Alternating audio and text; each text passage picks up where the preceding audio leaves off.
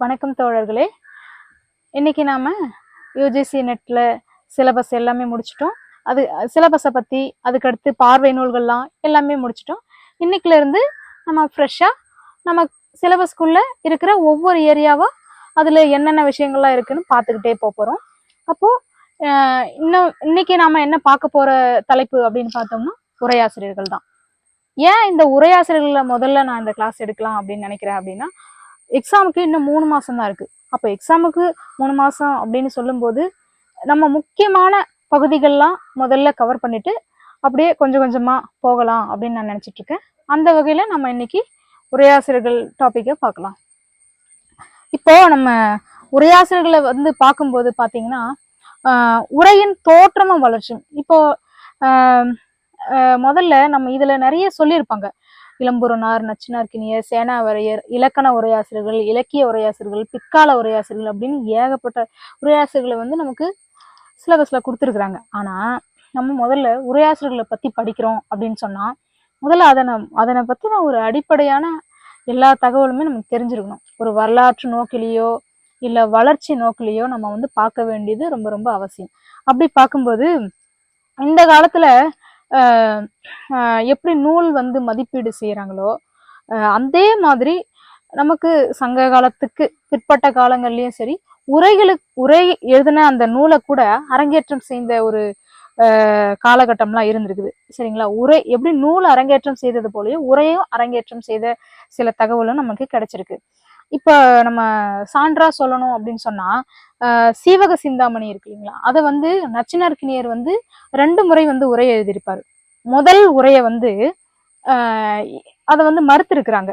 ஆனா 2வது உரையை தான் அவங்க வந்து ஏத்துக்கிறாங்க. ஏன்னா சமண சமயம் சார்ந்த கருத்துக்களை தெரிஞ்சதுக்கு அப்புறம் வந்து 2வது உரை வந்து எழுதுவாரு. அதனால வந்து நிராகரித்த முதல் உரையை விட்டுட்டு 2வது இதை வந்துதான் ஏத்துக்குவாங்க. அந்த மாதிரியான உரை மரபுலாம் வந்து இருந்திருக்குது. அதுக்கான சான்றானா இதெல்லாம் வந்து சொல்றேன். சரிங்களா? அதுவும் ஒரு அரங்கேற்றமா தான் செஞ்சிருக்காங்க. அடுத்து உரை இல்லாத காலம். உரை இல்லாத காலமா நம்ம எதெல்லாம் பார்க்கலாம் அப்படின்னா சங்க இலக்கியம், தொல்காப்பியத்துக்கு அப்புறம் வந்து சிலப்பதிகாரம். இந்த காலகட்டங்கள்லாம் பாத்தீங்கன்னா உரைக்கெல்லாம் ஒரு நூலுக்கு உரை எழுதக்கூடிய ஒரு மரபுலாம் அந்த டைம்ல கிடையாது. ஆனா இப்போ நம்ம எந்த டைம்ல அது தொடக்கமா வருது அப்படின்னு பார்த்தோம்னா கிபி 8ஆம் நூற்றாண்டு அளவுல தான் இறையனார் களவியல் அப்படின்னு ஒரு நூல் வருது. அதுக்கு வந்து நக்கீரர் உரை எழுதுறாரு. இந்த நக்கீரர் தொட்டு 9 பேர் வந்து நீலகண்டனார் வரைக்கும் 9 தலைமுறைகளா வாய்மொழி வழியாவே இந்த உரைகள் எல்லாம் வந்து கடத்திட்டு வந்திருக்கிறாங்க. அப்படிதான் நமக்கு வந்து அந்த இறையனார் களவியல் உரை வழியா நமக்கு செய்திகள் வந்து கிடைக்குது. சரிங்களா? அப்போ அதுக்கடுத்து நம்ம பார்த்தோம்னா வாய்மொழியின் செல்வாக்கு. இப்ப வந்து உரை இல்லாத காலகட்டம் நம்ம சொன்னோம். வாய்மொழியோட செல்வாக்கு என்னன்னா உரை எப்படியெல்லாம் வாய் வழியாவே பேசி பேசி அந்த உரைகள் வந்து வளர்ச்சி நிலை அடைஞ்சது அப்படின்றத பத்தி சொல்றோம். இப்போ முதல்ல தொடக்கத்துல எல்லாம் பாத்தீங்கன்னா ஒரு ஆசிரியர் வந்து பாடம் நடத்துவாங்க, மாணவர்கள் வந்து கேள்வி கேட்பாங்க.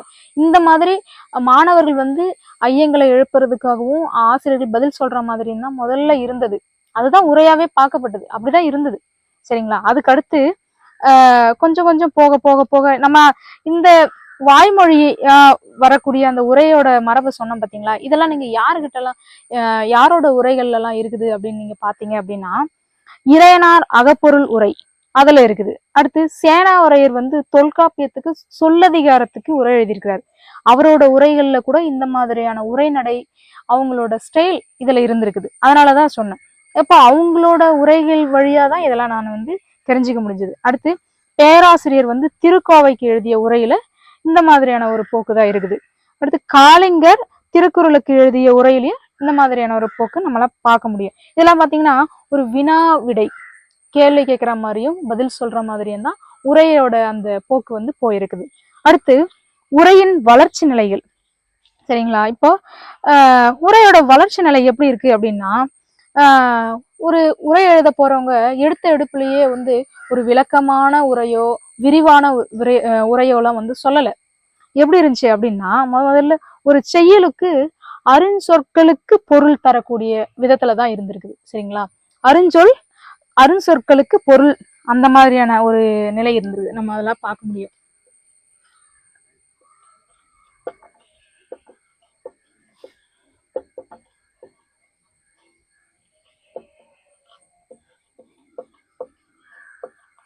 ஏன்னா இதெல்லாம் ரொம்ப முக்கியமானது.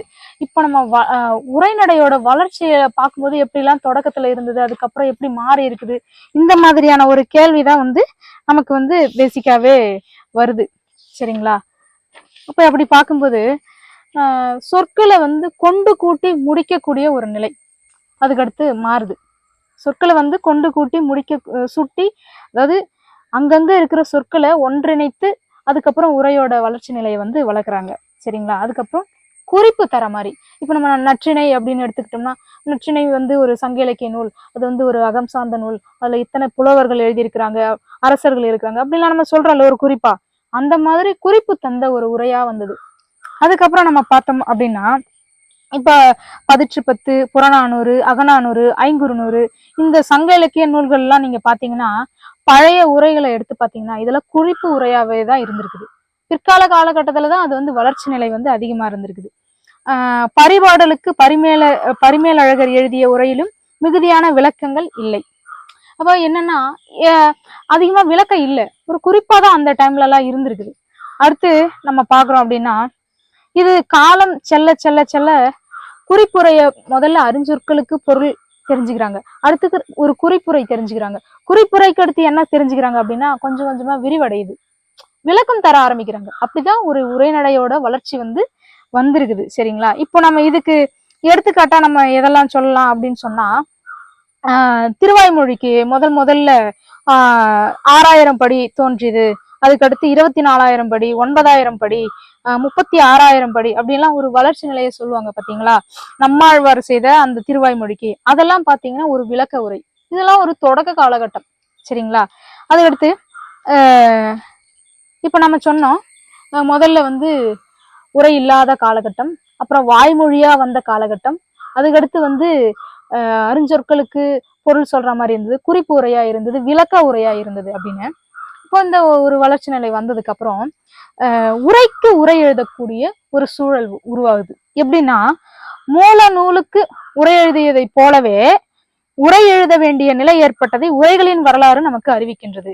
அது எதெல்லாம் நம்ம பார்த்தோம்னா, பரிமேலழகர் உரை, 4000 திவ்ய பிரபந்தத்துக்கு வியாக்கியானங்களுக்கு எல்லாம் இருக்கிற உரைகள்லாம் நீங்க பாத்தீங்கன்னா, ஒரு உரை எழுதினாங்க, அந்த உரையே பாத்தீங்கன்னா கடினமா இருக்குது, அதை புரிஞ்சுக்க முடியல, அதனால இன்னொரு உரை எழுதக்கூடிய ஒரு சூழல் வந்து. அப்ப நம்ம பார்த்தோம்னா கிபி 14ஆம் நூற்றாண்டில் 14ஆம் நூற்றாண்டில் வாழ்ந்த திருமேனிக்காரி ரத்தின கவிராயர், திருமேனி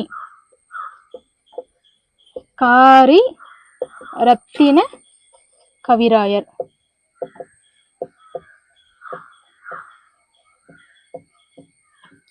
இவரு பாத்தீங்கன்னா பரிமேல் அழகரோட உரை இருக்கு இல்லைங்களா, அதுக்கு ஒரு விளக்க உரையா நுண்பொருள் மாலை அப்படின்னு எழுதுறாரு. சரிங்களா? நுண்பொருள் மாலை அப்படின்னு சொல்லிட்டு இவர் எழுதுறாரு.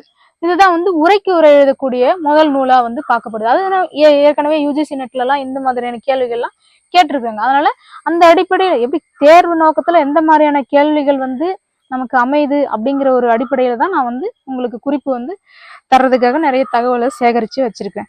இப்ப நீங்க பாத்தீங்கன்னா முதல்ல பரிமேலழகர் உரைக்கு முதலில் விளக்கம் எழுதிய பெருமை கவிராயரையே சாரும். சரிங்களா? அப்ப கேட்பாங்க, பரிமேலழகரோட உரைக்கு முதல்ல உரை எழுதினவங்க யாரு அப்படின்னு கூட ஒரு கேள்விகள் வரலாம். சரிங்களா? அடுத்து அவரை தொடர்ந்து சரவண பெருமாள் ஐயர், முருகேச முதலியார், ராமானுஜாச்சாரியார், வடிவேலு செட்டியார், அரசன் சண்முகனார், குப்புசாமி முதலியார், வைமு கோபாலகிருஷ்ணமாச்சாரியார், இவங்கெல்லாம் பாத்தீங்கன்னா பரிமேலழகரோட உரைக்கு விரைவுரை எழுதினாங்க. அப்ப இதெல்லாம் கேட்கலாம். இப்ப நம்ம சொன்ன மாதிரி முதல்ல எழுதினவங்க யாருன்னு கேட்கலாம், ஆப்ஷன்ல கொடுத்துட்டு இவங்கெல்லாம் எழுதினவங்க இவங்கெல்லாம் எழுதாதவங்க. அப்ப நீங்க கேள்வி முதல்ல அந்த யூஜிசி நெட்டோட சிலபஸ் அந்த கொஸ்டினை நீங்க எடுத்து டவுன்லோட் பண்ணி வச்சுட்டு நீங்க பாத்தீங்கன்னா தெரியும் எப்படி எல்லாம் கேள்வி கேட்கறாங்க. அப்ப அந்த மாதிரியான ஒரு போக்கும் நம்மளால பார்க்க முடியும். சரிங்களா? அடுத்து உரைக்கு உரை எழுதின ஒரு சூழலை நான் சொல்லிட்டேன். அடுத்து செய்யுள் வடிவ உரைகள். செய்யுள் இப்ப நம்ம ஒரு சங்க இலக்கியத்தை எடுத்தாலும் சரி, சங்க மருவி காலமா இருந்தாலும் சரி, சிலப்பதிகாரம், மணிமேகலை, அப்படி எந்த இலக்கியம் எடுத்தாலும் முதல்ல செய்யுள் தான். சரிங்களா? ஒரு பாவகையால உருவாக்கப்பட்ட ஒரு பாடல், அந்த வடிவம் அது வந்து ஒரு நம்ம அப்படி படிச்சு செய்யுளா அப்படி இருந்துகிட்டோம். ஆனா செய்யுள் வடிவத்திலேயே வந்து உரையை எழுதுறாங்க. எப்படின்னா இப்ப நம்ம சொல்றோம் ஒரு ஒரு ஒரு நூலுக்கு வசனத்திலே உரை இயற்றுவதோடு செய்யுள் உருவத்திலே உரை இயற்றுவதும் உண்டு அப்படின்றாங்க. இப்போ இது எங்க இந்த மரபு எங்க இருந்தது அப்படின்னா வடமொழியில இருந்து இது வந்து பார்க்கப்படுது அதிகமா.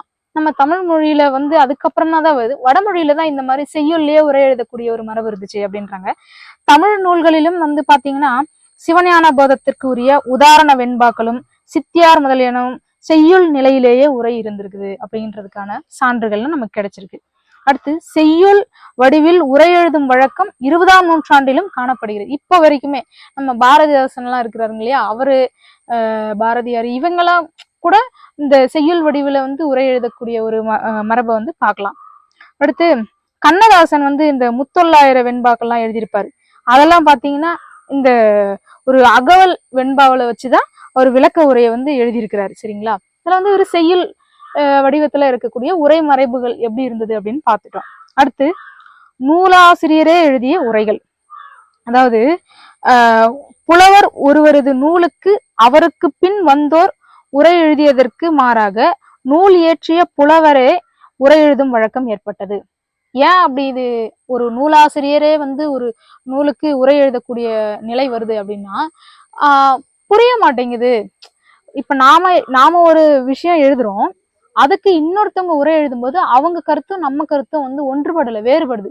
அதனாலதான் நூலாசிரியரே தாம் என்ன உணர்ந்தமோ அந்த கருத்தை வந்து அவராவே வந்து உரை எழுதக்கூடிய ஒரு சூழல் வந்து வருது. இந்த வழக்கம் வடமொழியாளரை பின்பற்றி தோன்றியதே ஆகும் சொல்றாங்க. சரிங்களா, வடமொழியிலிருந்து இங்க வந்தது அப்படிங்கிறாங்க. அடுத்து பிரயோக விவேகம் வடநூலார் தாமே பதிகமும் உரையும் செய்வார் என்று கூறுவதால் அறியலாம். அதாவது இந்த விஷயம் எங்கன்னா பிரயோக விவேகத்துல வந்து பார்க்க முடியுது.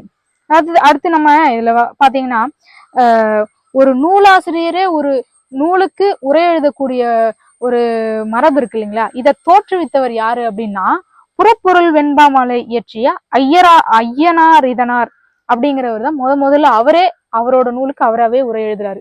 அங்கிருந்து தொடங்குது அப்படின்றாங்க. சரிங்களா, அடுத்து இவ்வளவு விஷயங்கள் வந்து ஏன் நூலாசிரியரே எழுதுறாங்க அப்படின்லாம் நம்ம வந்து பார்த்துட்டோம். அடுத்து மறுப்புரை. ஒரு நூலை மறுத்து இன்னொரு நூலை மறுத்து இன்னொரு நூல் வந்து வருது. அதே மாதிரிதான் ஒரு உரைய மறுத்து இன்னொரு உரையும் வந்திருக்குது, ஒரு நூலை மறுத்து இன்னொரு உரையும் வந்திருக்குது. சரிங்களா, அந்த மாதிரியான ஒரு காலகட்டம் எல்லாம் இருக்கு. அதுல நம்ம பார்த்தோம் அப்படின்னா திருவாரூர் வைத்தியநாத தேசிகர் எழுதிய இலக்கண விளக்கம் என்னும் நூலை மறுத்து சிவஞான முனிவர் இலக்கண விளக்க சூறாவளி என்னும் பெயரில் ஒரு நூலை இயற்றியுள்ளார். இது ரொம்ப முக்கியமானது. இது எப்பவுமே இந்த நுண்பொருள் மாலை சொன்ன இந்த விஷயம் சொன்ன இதெல்லாம் நம்ம தெரிஞ்சுக்காம இருக்கவே கூடாது, கன்ஃபியூஷன் ஆகவும் கூடாது, தெளிவா இருக்கணும் இந்த மாதிரி விஷயம். இதெல்லாம் அடிப்படையான செய்தி. சரிங்களா, அடுத்து வசனம்.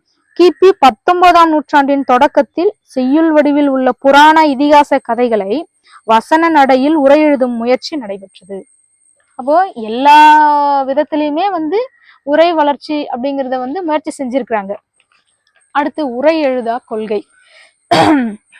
இதுல பாத்தீங்கன்னா உரை எழுதா கொள்கை எங்க வந்து இப்படி ஒரு சிக்கல் வருது அப்படின்னா நம்மளோட வைணவ இலக்கியங்கள்லாம் நீங்க பாத்தீங்கன்னா தெரியும், அந்த இடத்துல உரை எழுதக்கூடாதுன்னு ஒரு காலகட்டத்துல வந்து நிபந்தனையா இருந்துச்சு.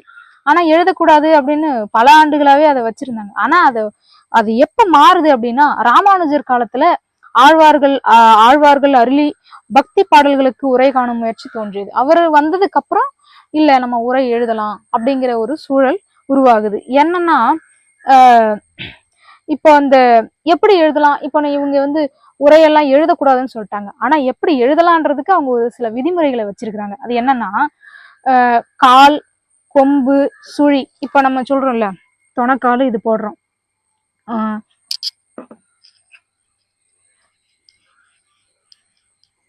இப்ப கால் இந்த தொணக்காலு, அதுக்கு அடுத்து பார்த்தோம் அப்படின்னா சுழி,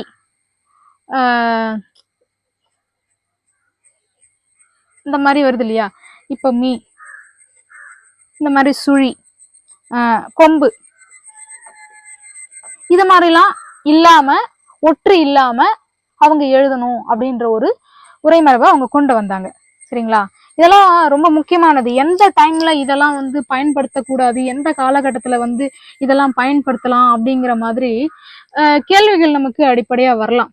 அதனால நான் எல்லாமே உங்களுக்கு விரிவாகவும் சொல்றேன். 3 மாசத்துல நீங்க இதை படிச்சு முடிக்கிற மாதிரியான விஷயங்களையும் சொல்லிட்டு போலான்றதுக்காக சொல்றேன். அடுத்து தொகுத்து நோக்குதல்.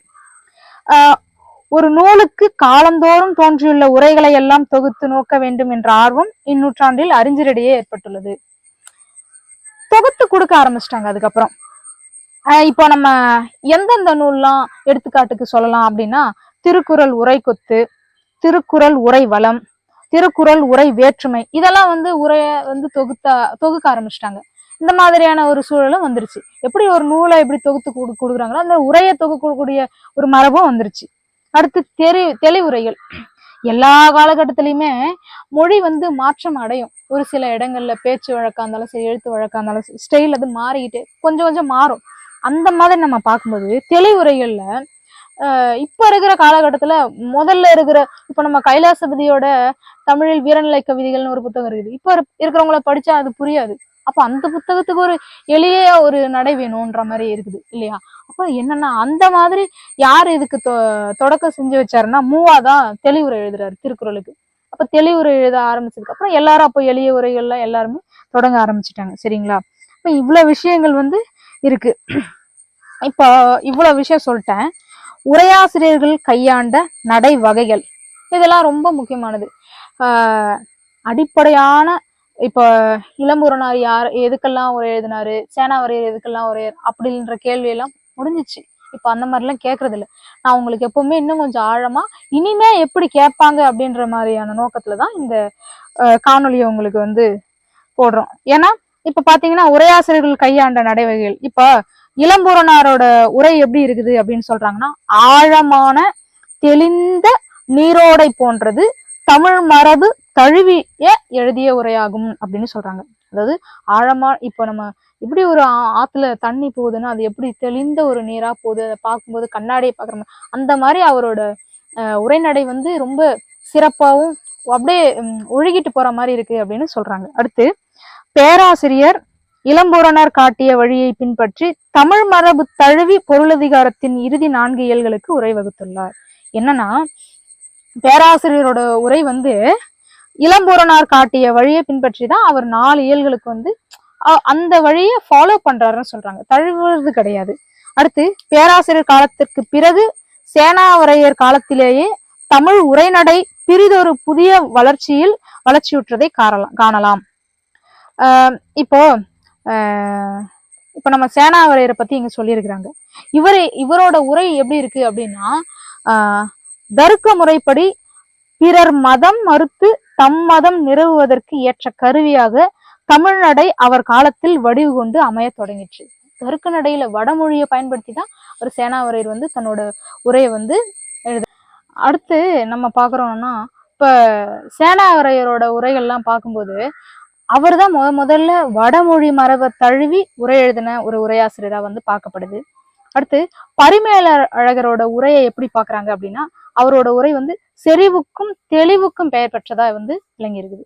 ஓகேங்களா? அப்ப தமிழ் மரபை தழுவி யாரு உரை எழுதினாங்க, வடமொழி மரபை தழுவி யாரு உரை எழுதினாங்க, மத்தவங்க காட்டின வழிகாட்டின அந்த வழிபடுத்தல தழுவி யார் எழுதினாங்க, ஒரு உரையை அப்படியே ஃபாலோ பண்ணி எழுதணும், இப்படிலாம் கேள்விகள் வந்து இடம்பெறுது. சரிங்களா? இப்படிலாம் நீங்க புரிஞ்சுக்கணும். அடுத்து இதுல நீங்க பாத்தீங்கன்னா அடியாருக்கு நல்லா இருக்காங்க இல்லையா, அவரோட உரையில எந்த மாதிரியான கருத்து இருக்கு அப்படின்னா, இயல் இசை நாடகம் இந்த முத்தமிழிலும் நிரம்பிய அறிவு வந்து அடியாருக்கு நல்லவரோட உரையில வந்து இருக்குன்னு சொல்றாங்க. அடுத்து நச்சினார்க்கினியர் வந்து பிற உரையாசிரியர்கள் எடுத்துக்காட்டாத இலக்கண இலக்கிய நுண் கருத்துக்களை எடுத்துக்காட்டி உரை எழுதும் பேராற்றல் படைத்தவர். அப்ப யாரும் காட்டாத மேற்கோள்களை இவர் காட்டுறாரு. இலக்கணத்துக்கு சரி இலக்கியத்துக்கு சரி ரொம்ப விரிவான நிறைய நூல்களுக்கு வந்து உரை எழுதின ஒரு பேராசிரியர்னு கூட சொல்லலாம். அடுத்து சிவஞான முனிவர் ஏனையோர் கருத்தை மறுத்து தம் கருத்தையே நிலைநாட்டும் உரை எழுதக்கூடிய வல்லவர் ஆவார். சரிங்களா? அப்போ நம்மளோட கருத்து தான் சிறந்தது அப்படின்னு சொல்லிட்டு அவர் நிலைநாட்டுறதுல ஒரு ரொம்ப இதா இருக்கு. அது மட்டும் இல்லாம சிவஞான முனிவரோடது வந்து சைவ மனம் கலந்த ஒரு உரையாத்தான் இருக்கும். அவரோட உரையெல்லாம் நீங்க படிச்சு பார்த்தீங்கன்னா தெரியும். அடுத்து, மெய்யுரை கண்ட தெய்வ சிலையார் உரை சொல்லுரை கண்ட கல்லாடனார். அப்ப மெய்யுரை யார் எழுதுனாங்க அப்படின்னா தெய்வ சிலையார் தான் வந்து பயன்படுத்தியிருக்கிறாரு. சரிங்களா? சொல்லுரை கண்ட கல்லாடனார் அப்படின்னு சொல்றாங்க. அப்ப இவங்களோட உரை நடைகள்ல இவங்க இதெல்லாம் பயன்படுத்தியிருக்கிறாங்கன்னு ஒரு பொதுவா சொல்லியிருக்கிறோம். இதை வந்து ஒவ்வொருத்தரா நான் தனித்தனி ஒவ்வொருத்தவங்களை பத்தியும் பேசும்போது அவங்கள பத்தின உரைகளை பத்தியும் அவங்களோட காலங்கள் நூற்றாண்டுகள் எல்லாமே விரிவா அடுத்தடுத்த வீடியோக்கள்ல வந்து கண்டிப்பா நான் உங்களுக்கு சொல்லதான் போறேன். இந்த இந்த உரையாசிரியர்கள் வந்து மிகப்பெரிய டாபிக். அதனால இன்னைக்கு இதோட முடிச்சுக்கலாம். அடுத்த வீடியோவை நம்ம தொடர்ந்து பார்க்கலாம். நன்றி, வணக்கம்.